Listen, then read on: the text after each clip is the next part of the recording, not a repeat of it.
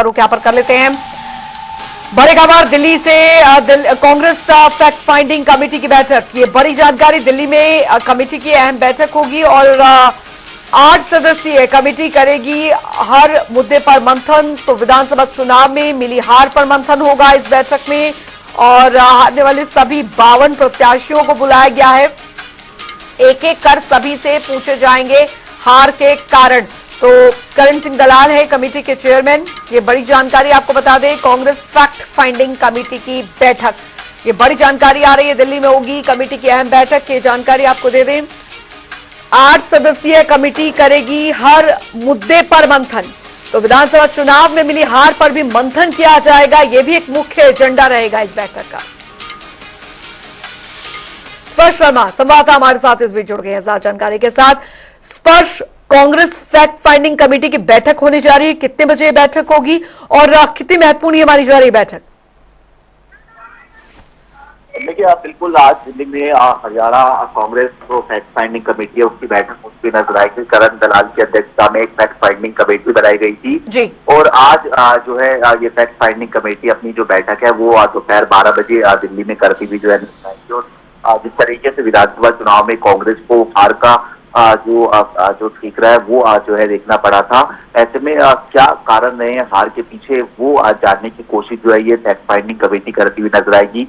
खासतौर पर जो हारे हुए प्रत्याशी है, करीब 52 हारे हुए प्रत्याशी है जिनको आज दिल्ली में बुलाया गया है और इनसे एक एक करके जो हार के कारण है वो पूछे जाएंगे कि आखिरकार किस स्तर पर जो उन्हें लग रहा है कि ये हार उनकी होती हुई नजर आई। क्योंकि इससे पहले भी हमने देखा था कि चुनाव आयोग तक जो है कांग्रेस पहुंचती हुई नजर आई थी। चुनाव आयोग और ईवीएम पर जो सवालिया निशान है वो जो है कांग्रेस की तरफ से उठाए गए थे। लेकिन अब नेक्स्ट कदम क्या उठाया जा सकता है, क्योंकि चुनाव आयोग ने एक कड़ा जवाब कांग्रेस को पिछले दिनों दिया था। लेकिन अब जो है इस बैठक में जो अलग अलग प्रत्याशी आएंगे जो हारे हैं उनसे विधानसभा चुनाव में अधिकारियों की जो भूमिका है, सरकार की भूमिका है, ईवीएम के दुरुपयोग या फिर पैसे के दुरुपयोग, ऐसे तमाम कारणों को जानने की जो कोशिश है वो होती हुई नजर आएगी और वो एक जो विस्तृत रिपोर्ट है वो कांग्रेस बनाती हुई नजर आएगी। फिर विस्तृत रिपोर्ट कांग्रेस आलाकमान तक पहुंचेगी और उसके बाद हो सकता है कि एक कानूनी जो लड़ाई है वो भी इस संदर्भ में कांग्रेस जो आने वाले समय में लड़ती हुई नजर आ सकती है। लेकिन इस कमेटी के सदस्यों पर ही पार्टी के अंदर खाने कई सवाल जो है वो उठा दिए गए थे कि हारे प्रत्याशियों को इस कमेटी के सदस्य बना दिया गया है, भला वो कैसे अपना अब इसको कैलकुलेट करेंगे अपनी हार का? देखिए, कांग्रेस में जो गुटबाजी है खींचतान नेताओं के बीच में है वो ये दिखाती है जो बयानबाजी पिछले दिनों इस कमेटी के गठन के बाद भी देखने को मिलती हुई नजर आई कि हारे हुए प्रत्याशी जो है इस कमेटी में रखे गए हैं। हालांकि कुछ ऐसे मेंबर्स भी थे जो कि मौजूदा विधायक है इस कमेटी में, जिसको लेकर हमने देखा था कि करण दलाल जो कि इस कमेटी के अध्यक्ष है उन्होंने बयान भी दिया था। शमशेर सिंह गोवी को उन्होंने जवाब दिया था कि आफ्ताब अहमद की बात करें तो वो इस कमेटी में जो है बतौर मेंबर देखने को मिलते हुए नजर आते हैं। नीरज शर्मा का नाम भी बाद में जो है इस कमेटी में जोड़ा गया था। तो ऐसे में जो नेताओं के बीच में आपसी खींचतान थी वो कहीं ना कहीं चुनाव से पहले चुनाव के बाद हमेशा कांग्रेस में अंदर खाने देखने को मिलती हुई नजर आ रही है।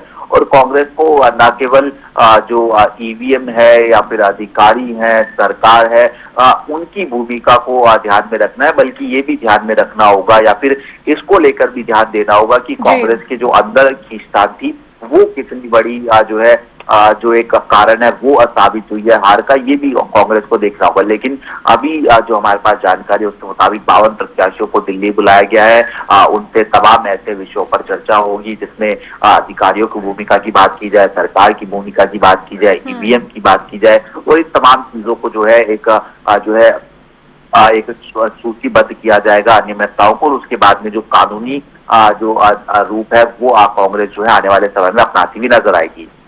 और स्पष्ट क्या, क्योंकि आज ये फैक्ट फाइंडिंग कमेटी की मीटिंग तो होने जा रही है लेकिन इसकी जो रिपोर्ट है पार्टी आलाकमान को भेजी जाएगी?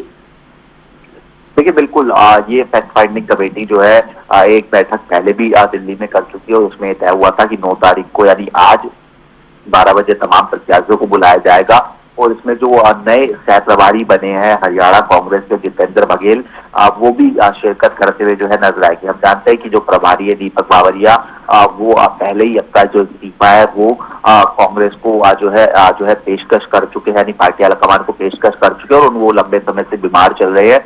हालांकि उनको लेकर भी कई प्रकार के जो सवालिया निशान है वो पार्टी लेवल पर जो है उठते हुए नजर आए हैं। उनकी भूमिका को लेकर भी ये कहा गया है कि वो संगठन नहीं बना पाए, हालांकि कई बार उनको जो है लिस्ट सौंपी गई थी। तो ऐसे में आज जो अलग अलग प्रत्याशियों से चर्चा होती हुई नजर आएगी, उसमें निश्चित तौर पर जो हारे हुए प्रत्याशी हैं वो कितने प्रत्याशी पहुंचते हुए नजर आएंगे, ये भी महत्वपूर्ण रहेगा। प्रत्याशी वहां पर पहुंचेंगे तो किस तरह की अंदर खाने बात होती हुई नजर आएगी, ये भी महत्वपूर्ण रहेगा। और जो ऑफिशियल लेटर जारी हुआ था उसके मुताबिक 1 हफ्ते के अंदर जो रिपोर्ट है वो आज सौंपने के लिए जो है कहा गया है। हालांकि जब जो इस कमेटी के अध्यक्ष है कदमलाल, उनसे बातचीत की थी तो उन्होंने कहा था कि हो सकता है इसमें थोड़ा और समय भी लग जाए, क्योंकि अलग अलग जो पावर नेता है उनसे पूरी तरीके से बातचीत करनी है और एक विस्तृत रिपोर्ट बनानी है, ताकि उसके आधार पर आगे आने वाली रणनीति पर फैसला लिया जा सके। चलिए, बहुत बहुत शुक्रिया स्पर्श शर्मा इस तमाम जानकारी के लिए।